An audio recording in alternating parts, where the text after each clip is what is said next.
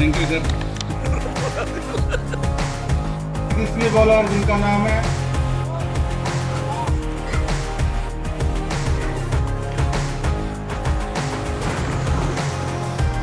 फिरोज ने।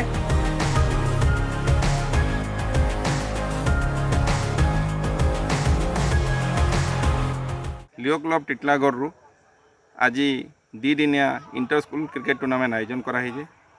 इटा जेन दुई दिनिया क्रिकेट टूर्नामेंट है टोटाल टिटलागढ़ आम सब स्कूल के निमंत्रण देलु। सेने आम टिटलागढ़ 8टा स्कूल पार्टिसिपेट कले। आज सब school league match already complete हो जाए।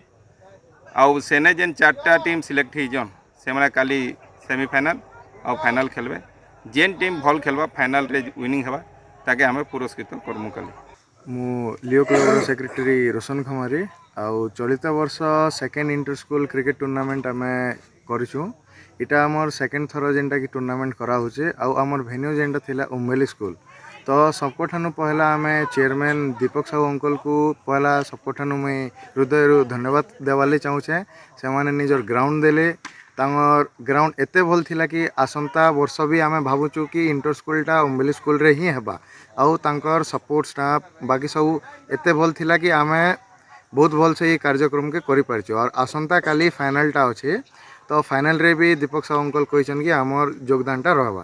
तो सबको मेन इम्पोर्टेंट थिला दीपक साहू अंकल के मु थैंक यू जणाम।